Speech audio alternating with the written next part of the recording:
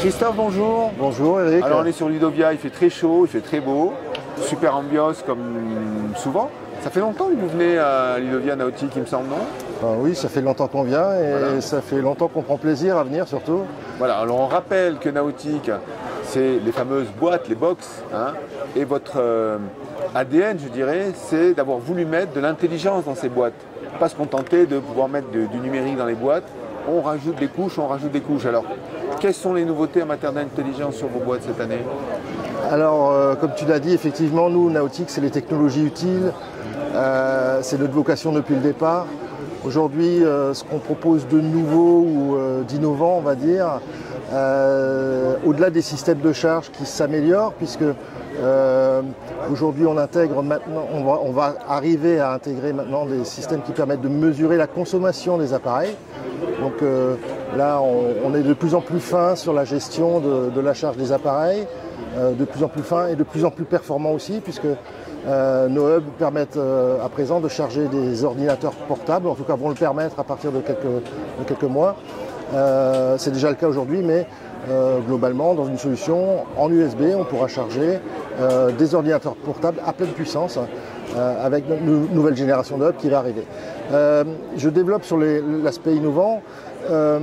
Nous allons lancer en octobre une génération d'armoires qui vont aller au-delà de simplement leur rôle de contenant et vont apporter une notion de service complémentaire, service numérique, qui va s'additionner aux fonctionnalités de rangement, de rechargement, etc. Et on pourra donc avec ces armoires qui s'appelleront AliaBox, et qui sont déjà diffusées aujourd'hui, ces armoires vont pouvoir permettre des réservations, des inventaires automatisés. Alors concrètement, c'est pas très parlant, mais dans un établissement scolaire par exemple, l'idée c'est de faciliter, de fluidifier la mise à disposition des appareils numériques et de permettre surtout aux gens qui gèrent les déploiements d'avoir une visibilité sur ce déploiement, sur la disponibilité du matériel, qui auront des outils pour faciliter le SAV et surtout aussi limiter les temps de gestion. Aujourd'hui, les collectivités regardent ça de très près, puisque quand on déploie massivement du matériel, il faut des gens en face pour assurer le service. Et le système AliaBox est justement là pour diminuer le temps de présence humain et automatiser des services. Voilà. Oui, on profite du moment où le device est dans la boîte pour en faire pour l'utiliser.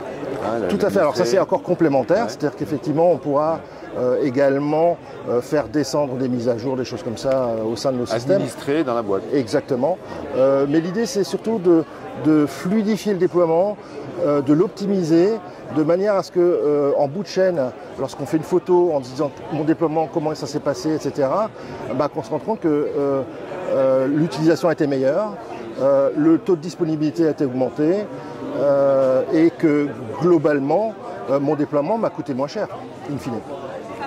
Alors on rappelle que vous avez participé à des opérations TNE sur la France. Oui. Vous répondez à des appels d'offres, vous travaillez en direct, Nautique, vous travaillez avec des partenaires aussi. Alors, on ne travaille qu'avec des partenaires. Depuis notre création, on s'attache à travailler avec des partenaires qui sont proches de nos clients, qui sont proches des collectivités, des mairies, etc. Ce qui nous permet justement au niveau des TNE et des autres plans qui correspondaient aux territoires ruraux par exemple, d'être proche des clients finaux et d'apporter un niveau de service fin jusque dans une petite mairie, dans une petite commune. Donc nos partenaires aujourd'hui, on en a à peu près 2000 en France, mais ils sont de toute taille, ils sont capables de répondre à un appel d'offres national, comme je le disais avant, ils sont capables de répondre à une petite mairie dans un local et surtout d'être proches et réactifs. Voilà. Alors on rappelle que la dernière fois on s'était vu, on avait parlé de RSE, oui. Nautique entamait une démarche RSE, puisqu'en fait quelque part on sait qu'aujourd'hui le poids que peut avoir le numérique dans les problématiques des déchets et de l'utilisation de l'énergie. Où on en est alors chez Nautique? Eh bien, ça tombe bien que tu poses la question. Moi, j'aime bien de temps en temps jalonner et dire voilà, c'est concret, on a fait quelque chose de vrai. Donc l'an dernier, j'annonçais qu'on démarrait une démarche RSE.